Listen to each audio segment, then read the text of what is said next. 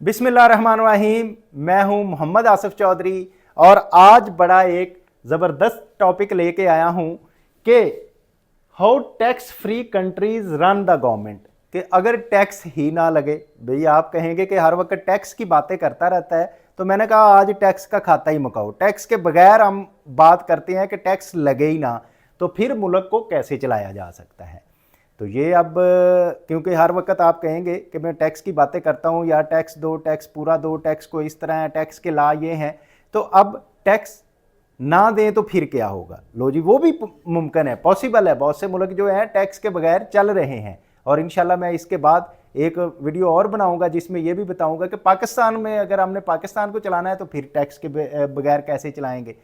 तो टैक्स के बगैर चलने का यह मतलब होता है कि जो पर्सनल इनकम टैक्स है वो ज़ीरो हो जाए। Is it possible? ये अपना मिथ है या रियलिटी है? पॉसिबिलिटी है इसमें कुछ, देखते हैं कि पॉसिबिलिटी क्या है इसमें। टैक्स फ्री का क्या मतलब है कि कौन सा मुल्क जो है वो टैक्स फ्री होगा जहां पर्सनल इनकम टैक्स जो है वो बिल्कुल नहीं होगा, किसी को पर्सनल इनकम टैक्स नहीं देना पड़ेगा, और many still have VAT, import duties and fees.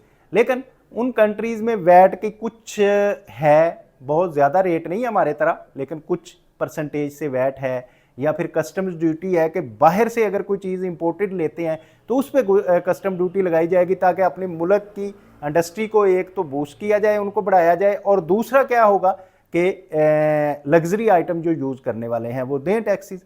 और तीसरी बात है कि वो फ़ी लेते हैं अपने मुल्क में बिज़नेस करने की, कोई लाइसेंसिंग है या इस तरह से करके, तो वो फ़ी लेके उससे अपने मुल्क के वो पैसे पूरे करते हैं।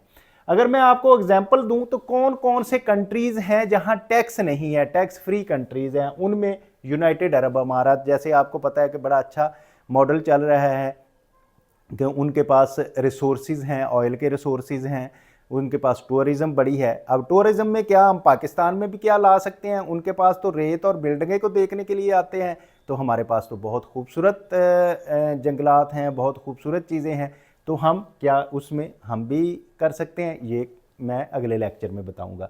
इसी तरह मास जो है उसमें टूरिज़्म, सिर्फ टूरिज़्म की वजह से उसमें लोग आते हैं और वो अपना पैसा सारा टूरिज़्म से कमाता है। मोनाको है, केमैन है, आइलैंड है, कतर है, और अदर इसी तरह से बहरीन और किटी एंड दूसरे मुल्क जो हैं ये टैक्सेस के बगैर चल रहे हैं, ये पर्सनल टैक्सेस नहीं लेते।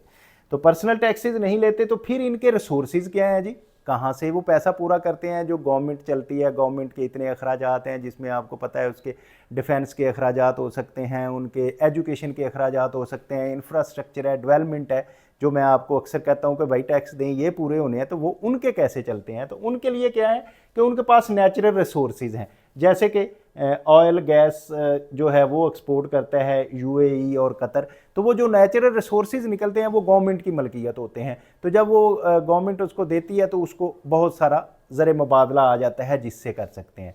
तो हम इसके बदले में क्या कर सकते हैं, मैं साथ साथ अपना थोड़ा सा टच इसलिए दे रहा हूँ कि हमारा, जैसे कि मैंने आपको बताया कि हमारी 3.5 करोड़ एकड़ ज़मीन जो है वो बैरन पड़ी हुई है, तो हम उससे प्रोडक्ट्स निकाल के एग्री बेस, लाइव स्टॉक, गोश्त वो एक्सपोर्ट करके हम भी कमा सकते हैं। लेकिन ये है कि अभी हम उनकी बात कर रहे हैं कि वो कैसे कमाते हैं।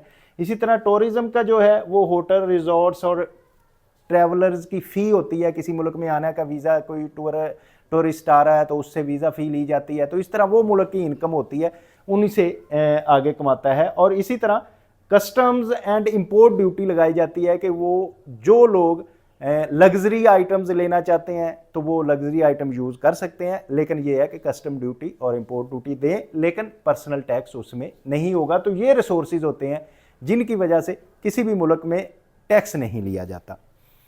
तो इसके अलावा अगर हम कंजम्पशन टैक्स की बात करें तो बाज़ औक़ात वैट कई कंट्रीज़ लेते हैं, कई कंट्री नहीं लेते, कई वैट फ्री भी हैं लेकिन वो वैट लेते हैं सर्विसेज और गुड्स में कुछ कंट्रीज़। इसी तरह replace the lost income tax revenues, ये जो है ना इसको वो रिप्लेस कर देते हैं, बल्कि हेल्प देते हैं अपने मुल्क के रहने वाले लोगों को। और एग्जांपल अगर मैं दूं वैट की, तो ये 9 to 10% VAT in some tax free countries में है, 18% हमारी तरह नहीं है, वो उधर भी कम है, मीन वो वैट है तो वो भी रिड्यूस रेट है।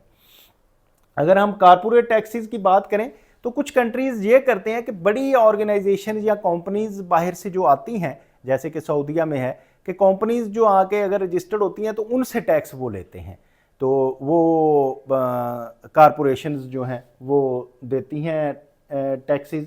और इसी तरह यूएई में 9% कारपोरेट टैक्स है ओवर द थ्रेशोल्ड। तो फी एंड लाइसेंस की मद में बहुत सारे पैसे लिए जाते हैं कि आप हमारे कंट्री में आके कोई बिजनेस करना चाहते हैं तो आप जो है कि आप एक लाइसेंस लेंगे, उस लाइसेंस के जो है वो पैसे लिए जाते हैं जो फिर गवर्नमेंट की इनकम होती है। इसी तरह से उसको रिन्यूअल फीस होंगी वो उनको किया जाता है। वर्क परमिट के लिए जो लोग काम करने के लिए जाते हैं उनसे पैसे लिए जाते हैं, जैसे कि सऊदीया में एग्जांपल अगर आप दें। इसी तरह रेजिडेंसी और सिटीजनशिप बाय इन्वेस्टमेंट फ़ी कि आप आएँ हमारे मुल्क में आके रेजिडेंसी लें, इधर इन्वेस्टमेंट करें, इतनी इन्वेस्टमेंट लेके आए और हमारे मुल्क में काम करें, तो इसी तरह से भी वो उनके रिसोर्सेज जो हैं वो पूरे होते जाते हैं। तो इसके प्रोस एंड कॉन्स क्या क्या हो सकते हैं। प्रोस की अगर बात करूं तो वो हायर डिस्पोजेबल इनकम उनकी होती है, इस वजह से फिर attracts the experts for investors, investors को अट्रैक्ट करते हैं वो कंट्रीज़ के, ये है पर्सनल इनकम टैक्स नहीं है, इसमें इन्वेस्टमेंट के मौके हैं, पैसे ज़्यादा कमाए जाएंगे, तो ये इसलिए वो उनमें आते हैं।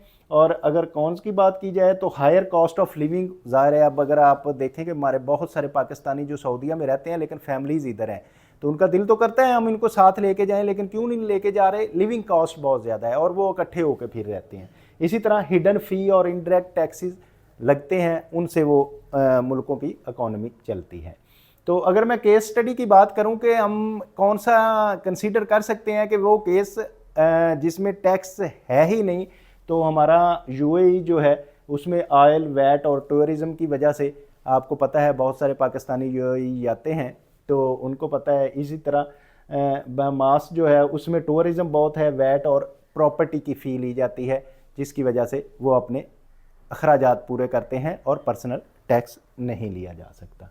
तो इसलिए अगर हम इसके की टेक अवेज़ की बात करें कि इस सारी सिचुएशन से हमने क्या समझा, तो हमने ये समझा कि इसमें diverse revenue replaces the income tax के मुख्तलिफ और रेवेन्यू की शक्लें हैं जो हमारे इनकम टैक्स को रिप्लेस कर देती हैं। रेवेन्यू आता है उसी से गवर्नमेंट चलती है।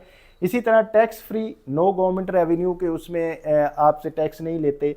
Revenue comes from the diverse non income tax sources, कि वो इनकम टैक्स के तो सोर्सेज नहीं है कि इनकम आपने जो कमाई उसमें, लेकिन और सोर्सेज है, जैसे कि मैंने लाइसेंस फ़ी की बात कर दी, मैंने वो इन्वेस्टमेंट की बात कर दी, वैट हो सकता है, या इस तरह के और उनके हैं। इसी तरह different economies mode succeeded in different ways, तो जो इकॉनमी मुख्तलिफ मुल्कों की है उनके अपने स्टाइल के मुताबिक वो चला रहे हैं कि वो टैक्स फ्री हैं और लेकिन और किसी मद में हिडन चार्जेस लेके तो मुल्क चलते हैं। तो मैं अब कंक्लूजन में ये सारा बताने का मकसद क्या था आपको कि क्या पाकिस्तान भी टैक्स फ्री कंट्री हो सकता है, अगर हो सकता है तो कैसे हो सकता है, कौन सी सुजेशन है, इस पे भी मैंने एक लेक्चर तैयार किया है। मैं आपको ये बताऊंगा कि पाकिस्तान को भी गो के हम इमीडिएटली नहीं हो सकते, लेकिन हम उस डायरेक्शन में जा सकते हैं, और अगर टैक्स फ्री नहीं होंगे तो कम से कम ये हो सकेगा कि हम उसको लोएस्ट रिड्यूस रेट पे ले आएंगे, तो जिससे हमारी इकॉनमी जो है और ज़्यादा बूस्ट होगी।